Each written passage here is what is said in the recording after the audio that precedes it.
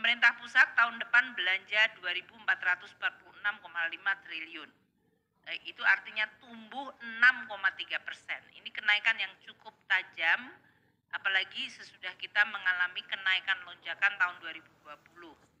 Ini karena tahun 2024 kita harapkan bisa menyelesaikan berbagai program prioritas Presiden dan Wakil Presiden seperti penurunan kemiskinan ekstrim, penurunan stunting, membangun IKN, proyek strategis nasional, dan impres jalan yang nanti Pak Bas bisa menyampaikan.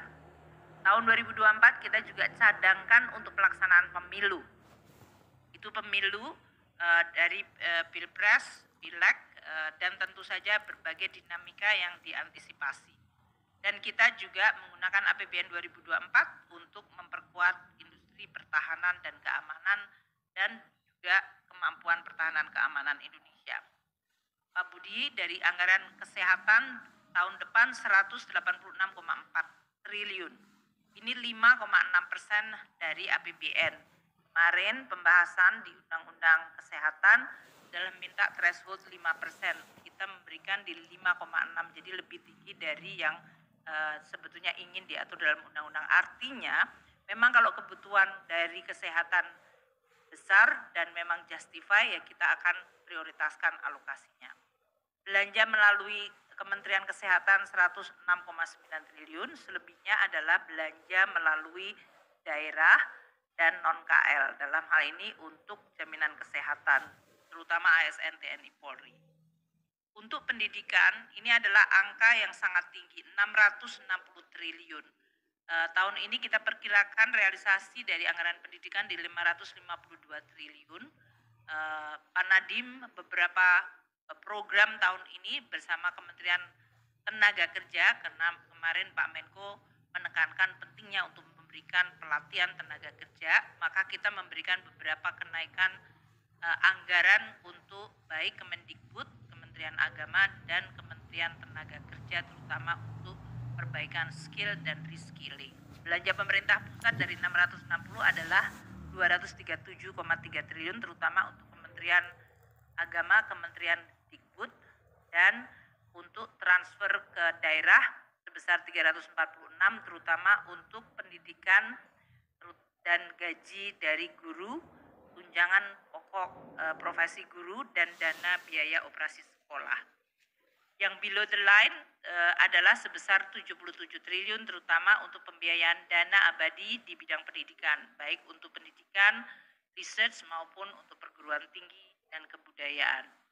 Perlindungan sosial disampaikan Bapak Presiden tahun depan mencapai 493,5 triliun. Kalau dilihat dalam grafik ini nilainya hampir setara pada saat terjadi pandemi yang sangat dahsyat, 498. Jadi ini adalah perlindungan sosial. Kalau tahun 2020 memang rakyat tidak bisa kemana-mana, dan oleh karena itu perlinsosnya dinaikkan dari 308 triliun ke 498 triliun, yaitu 2019 ke 2020. Namun tahun depan perlinsos kita tingkatkan 12,4%, mencapai mendekati tahun pada saat terjadinya pandemi 2020. Ini karena tadi komitmen untuk menurunkan kemiskinan ekstrim dan berbagai perbaikan di bidang untuk mendukung terutama kelompok yang berpendapatan 40% terbawah, yaitu untuk kartu sembako, untuk kartu kuliah, untuk beasiswa anak-anak, dan untuk akses kesehatan, serta untuk subsidi, baik terutama subsidi non-energi seperti pupuk, kur, dan subsidi PSO, serta subsidi energi. Kompensasi tahun 2024 dan subsidi ini terutama untuk menjaga stabilisasi harga, terutama adalah harga energi dan harga non-energi. Untuk energi tentu dalam hal ini LPG, listrik, dan BBM. Kita lihat konsumsinya meningkat cukup tajam, dan tadi kalau nilai tukarnya sekarang di 15.000, berarti juga akan meningkatkan jumlah subsidi energi kita. Untuk subsidi non-energi mencapai 114,3 triliun, terutama untuk pupuk, subsidi PSO, terutama untuk pelayanan umum, kemudian subsidi subsidi bunga KUR, ini target 12 juta debitur dan jumlah total kredit yang disalurkan seperti keputusan waktu itu dengan Pak Menko Perekonomian akan ditingkatkan.